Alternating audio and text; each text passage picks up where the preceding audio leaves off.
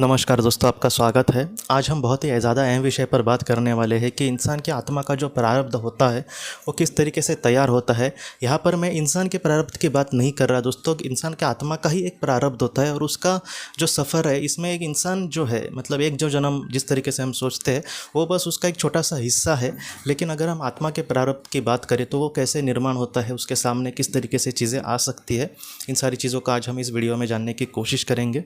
सबसे पहले हमें ये समझना होगा कि आत्मा का जो निर्माण है वो उस महाशक्ति या फिर उस भगवान या फिर आप उसको कोई भी नाम दे, एक ऐसी महाशक्ति जिन्होंने इन सारी चीज़ों को बनाया, जैसे जिसने इस पृथ्वी को, इस वसुंधरा को बनाया, जिसने आत्मलोक की दुनिया को बनाया, तो उन्होंने हमारी आत्मा को जो है दोस्तों वो इसलिए बनाया है कि हम इन सारी चीज़ों में अपने आप को समझ सके, इन सारी चीज़ों में हम अपने आप का विकास कर सके और विकास की एक एक सीढ़ी पार करके हम उस सीढ़ी तक जाए या फिर उस मतलब पॉइंट तक जाए जहाँ पर ये सफ़र जो है वो कहीं ना कहीं ख़त्म होता है।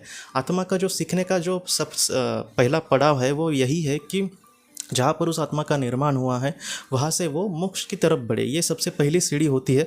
उसके बाद भी उसका जो विकास है वो चालू होता है, लेकिन उसको बाद में पृथ्वी पे आने की ज़रूरत नहीं पड़ती और वो इतने विकास के आगे चली गई होती है कि उसके सामने बाद में दुख वगैरह ऐसी चीज़ें नहीं आती।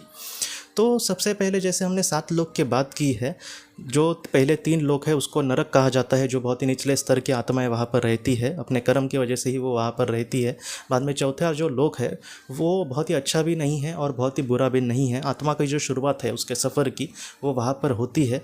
बाद में 5वां, 6ठा और 7वां जो लोक है वो स्वर्ग है। कहीं ना कहीं 7वां जो लोक है वो बहुत ही बड़ा है, उससे थोड़ा सा 6ठा लोक जो है वो उसके थोड़ा सा नीचे है, लेकिन वहाँ पर भी बहुत वो इतना सुंदर है कि हम उसकी कल्पना भी नहीं कर सकते। तो 5वां, 6ठा और 7वां ये जो लोक है वो स्वर्ग है। पहले 3 जो लोक है वो नर्क है और बीच में का जो लोक है वहाँ पर आत्मा की शुरुआत होती है। तो पहले जो जन्म मतलब आत्मा को मिलेंगे तब वो ज़्यादातर चौथे ही लोक में ही होती है, तो वहाँ से उसकी शुरुआत होती है। उसके सामने वही 2 रास्ते होते हैं कि सच और मतलब अच्छाई और बुराई, इसका कौन सा वो मतलब किस रास्ते पर चलेगी, उसका भी जो विकास है उसी पर निर्धारित होगा। अगर वो कुछ बुरा करती है पृथ्वी पर आकर तो वो निचले स्थान पर जाएगी, अगर वो कुछ अच्छा करती है तो वो अच्छे स्थान पर जाएगी। तो समझो एक कोई आत्मा है, उसका चौथे लोक में निर्माण हुआ है और वो चौथे लोक में उसका सफ़र चालू हुआ है और वो पृथ्वी पर आई है। जब वो पृथ्वी पर आती है तो कोई भी ऐसा इंसान नहीं होता दोस्तों जो बुरा ही हो, मतलब अगर बुरे से बुरे भी इंसान को हम ले तो उसमें भी छोटी कुछ ना कुछ ऐसी अच्छाई भी होगी। तो इस तरीके से जो भी आत्मा पृथ्वी पर आएगी और वो जो भी कर्म करेगी वो कहीं ना कहीं उसका जो डेटा है या फिर वो जो सारी चीज़ें हैं वो कहीं ना कहीं लिखी जाती है और वो उसकी खुद की अंतरात्मा लिखती है। मतलब अगर वो किसी का आज दुख देता है तो वो सारी चीज़ें लिख जाएगी कि किस तरीके से उसने सामने वाले इंसान को दुख दिया। अगर किसी को उसने खुशी देने की कोशिश करी है, निस्वार्थ तरीके से कुछ कर्म किया है, तो ये सारी चीज़ें कहीं ना कहीं लिखी जाती है।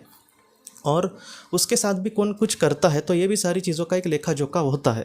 और बाद में क्या होगा कि समझो उसकी वो ज़िंदगी ख़त्म हो गई तो उसके बहुत सारे कर्म बने होंगे, मतलब कर्म का निर्माण हुआ होगा, संचित कर्म ऐसे उसके कुछ बने होंगे।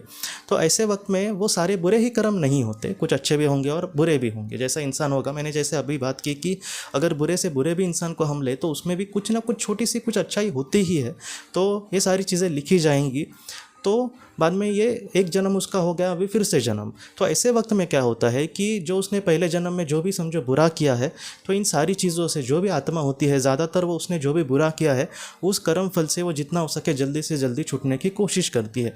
इसलिए उसने जो भी समझो पहले जन्म में बुरा किया है वो सारी चीज़ें उसके जीवन में अभी आ जाएंगी। जैसे उसने अगर 10 लोगों का दिल दुखाया है तो इसका भी 10 लोग वहाँ से आकर दिल दुखाएंगे या फिर इसको दुख देने की कोशिश करेंगे। तो ये सारी चीज़ें उसके सामने आएंगी। अगर उसने गए जन्म में किसी को सुख देने की कोशिश करी है तो यहाँ पर भी उसको इन मौके पे कोई मदद आकर करेगा या फिर इसका कुछ काम होगा तो वो हो सकता है, इसको खुशी मिल सकती है। तो इस तरीके से उसके जीवन में सारी चीज़ें आ जाएंगी। मतलब क्या है कि लेकिन यहाँ पर एक दूसरी भी बात है कि सिर्फ गए जन्म की यह बात नहीं हो रही, अभी इस जीवन में भी वो कुछ अच्छे बुरे कर्म कर रहा है, तो ऐसी चीज़ों को भी लिखा जाएगा। ऐसा क्या होता है कि जो इंसान के कर्म है वो लिखे ही चले जाते हैं, मतलब उसका जो कर्म का खाता जो होता है वो बुरे और अच्छे कर्म से भरते ही जाता है। तो इस तरीके से जो प्रारब्ध है दोस्तों, इस तरीके से प्रारब्ध का निर्माण होता है।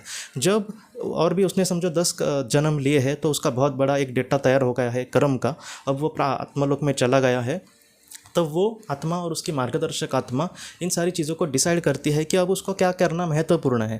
तो सारे कर्म को देखा जाएगा कि आपका तुम्हारा अच्छा कर्म ज़्यादा है या फिर बुरा कर्म ज़्यादा है, और उस तरीके से बाद में अगले जीवन का वो चयन करेगा। ज़्यादातर जो बुरे कर्म होते हैं आत्मा उनको जल्दी से जल्दी भोग कर ही जाना चाहती है।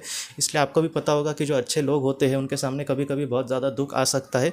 इसका कारण यही होता है कि वो इन सारी चीज़ों को जितना हो सके जल्दी से जल्दी भोग कर आगे चले जाए, क्योंकि वो बाद में आज वो सुख से अगर रहे तो हो सकता है कि अगले जीवन में उनके सामने ज़्यादा दुख आए। उससे अच्छा है कि मैं इसी बार मतलब ज़्यादा से ज़्यादा दुख को भोगूं और बाद में अगले स्तर पर चला जाऊं। तो प्रारब्ध का जो निर्माण होता है वो इस तरीके से होता है। और जिस तरीके से भगवान श्री कृष्ण जी ने कहा है कि स्थित प्रज्ञता मतलब क्या, कि मेरे साथ कुछ अच्छा भी हो फिर भी मैं इन सारी चीज़ों के बारे में नहीं सोचूंगा, और अगर कुछ बुरा हो तो भी मैं एकदम पैनिक नहीं होऊंगा या फिर मैं ज़्यादा दुखी नहीं होऊंगा। जो भी मेरा कर्तव्य है उसको मैं जितना हो सके अच्छे से करने की कोशिश करूँगा। तो अगर स्थितप्रज्ञता से अगर हम कर्म करेंगे तो हमारे अच्छे भी कर्म, मतलब अच्छे कर्म तो बहुत ही अच्छे से हो सकते हैं, लेकिन जो बुरे कर्म है वो हमसे होंगे ही नहीं। जैसे काम क्रोध लोभ के वजह से ज़्यादातर बुरे कर्म इंसान के होते हैं। अगर कोई इंसान स्थितप्रज्ञ बनने की कोशिश करे तो वो काम में मतलब उसको इंटरेस्ट ही नहीं रहेगा।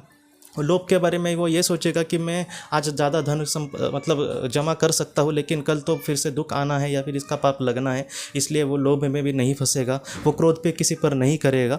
तो इस तरीके से क्या होता है कि उसके जो कर्म है वो मतलब ऐसे चीज़ों में बदल जाएंगे जहाँ पर उसके कर्म ही अभी नहीं लिखे जा रहे, क्योंकि वो उस तरीके से अब कर्म नहीं कर रहा। इसलिए स्थित प्रज्ञता ये जो मन का भाव है वो बहुत ही ज़्यादा बड़ा माना जाता है आध्यात्मिक स्तर पर, जिससे क्या होता है कि इंसान जो है वो बहुत ही अच्छे कर्म करने लगेगा और उसको किसी चीज़ की आशा भी नहीं होगी। जैसे भगवान श्री कृष्ण जी ने कहा है कि आप कर्म करते रहो लेकिन उसकी अपेक्षा मत करो। जैसे अगर कोई इंसान कुछ अच्छा काम करता है और उसकी अपेक्षा ही वो ना करे कि मुझे उससे कुछ बहुत ही अच्छा फल मिलना चाहिए, तो ऐसे वक्त में वो बहुत ही आगे जाएगा। तो इस तरीके से अगर कोई कर्म करेगा तो उसके पाप भी जमा नहीं होंगे। कुछ लोग ये भी बोलते हैं बहुत बार कि पुण्य के लिए भी हमें अटकना पड़ता है, इसलिए पुण्य भी ना करें, लेकिन ऐसा नहीं है। भगवान श्री कृष्ण जी ने या फिर बड़े बड़े मतलब जितने भी भगवान हैं या फिर जितने भी धर्म ग्रंथ है उसमें जितना हो सके निस्वार्थ भाव से हम कुछ किसी के लिए कुछ करें तो उसको अच्छा ही कहा गया है। इसलिए बहुत लोग मैंने आज भी मैं सुनता हूँ कि अच्छा भी मत करो आप बुरा भी मत करो, इसी तरीके से ज़िंदगी जीते। ऐसा नहीं, जितना हो सके हमें समाज में कुछ अच्छा करने की कोशिश करनी ही होगी। अगर अच्छा करने का मतलब अगर हम पुण्य की वजह से भी अगर कोई इंसान अटक जाता तो ये बड़े बड़े जो संत हैं उन्होंने कुछ भी पुण्य का काम नहीं किया होता ना। उन लोगों ने कितना बड़ा बड़ा काम किया है। अगर स्वामी विवेकानंद जी की भी हम बात करें तो एक बार रामकृष्ण मठ की जो इमारत है वो भी उन्होंने गिरवी रखी, और जो प्लेग आया था उस वक्त तो ऐसे लोगों को उन्होंने मदद करने की कोशिश करी। जितना हो सके निस्वार्थ भाव से हमें कर्म करना ही चाहिए। खुद ईश्वर हमसे मतलब ये चाहते हैं।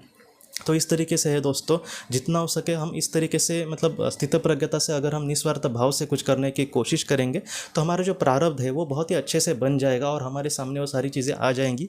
और एक दिन ऐसा ज़रूर आएगा जब वो हम सब सारी चीज़ें पूरा करके उससे परे चले जाएंगे, तो उसके बाद हमें पृथ्वी पर आने की फिर से ज़रूरत नहीं पड़ेगी। तो इस तरीके से हमें कर्म पे अपने बहुत ही ज़्यादा ध्यान देना चाहिए। जितना हो सके मैं आपको सच कहता हूँ, एकदम 100 बात की एक बात आखिर में कहता हूँ कि जितना हो सके हम किसी को सुख ना दे तो भी चलेगा, मैं आपको सच कहता हूँ, लेकिन कम से कम दुख ना दे। क्योंकि ये सारी जो चीज़ें हैं, किसी को हम दुख देना, ये हो सकता है कि आज हम उसको दुख दे लेकिन वो सारी चीज़ें हमारे ही सामने आएंगी बाद में। इसलिए किसी को दुख देना मतलब उसका दूसरा अर्थ यही बन जाता है कि खुद को दुख देना।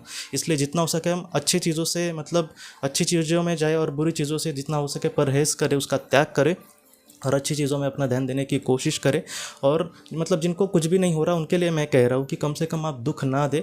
अगर इस तरीके से कम से कम हम कुछ बुरा ना करें तो हमारी खुद आत्मा कुछ अच्छे चीज़ों का या फिर अच्छे कार्य का चॉइस करेगी और वो बहुत ही अच्छे से आगे जा सकती है। इसलिए जितना हो सके अच्छे कर्म करके ही अपने जीवन में हमें आगे बढ़ना होगा। और खुद हमारी आत्मा का जो उद्देश्य है वो यही है कि इन सारी चीज़ों को देखे, समझे, उन सारी चीज़ों से बहुत ज्ञान ले और जीवन में बहुत ही अच्छे से अपना विकास करे और एक दिन उस मोक्ष की गति को प्राप्त करे दोस्तों। तो दोस्तों हम अपनी अगली वीडियो में किसी नए विषय को लेकर मिलेंगे। तब तक आप अपने परिवार का ख्याल रखना। आपका बहुत बहुत धन्यवाद। ज़िंदगी की रोशनी ये एक कंसल्टेंसी है जो ऐसे लोगों को मदद करने की कोशिश करती है जिन्होंने किसी अपने को खोया है या फिर जो लोग अपने जीवन में बहुत ही ज़्यादा दुखी है। जो लोग इस संस्था के साथ जुड़ते हैं उनको इस विषय की किताबें और जानकारी भेजी जाएगी। इसके साथ साथ जो लोग पास्ट लाइफ रिग्रेशन थेरेपिस्ट के पास नहीं जा सकते, अगर वो घर पे अभ्यास कर सके, इस वजह से उनको पास्ट लाइफ रिग्रेशन की ऑडियोज़ भी भेजी जाएगी। और इसके साथ साथ ध्यान में एकाग्रता बढ़ाने के लिए कुल मिलाकर 5 5 ऑडियोज़ भी उनको भेजी जाएंगी। तो जो लोग इस संस्था के साथ जुड़ते हैं उनको यह सारी चीज़ें उनके ईमेल पर या फिर व्हाट्सएप पर भेजी जाएंगी। अगर आपको इस संस्था के साथ जुड़ना है तो कृपया इस नंबर पर व्हाट्सएप करें।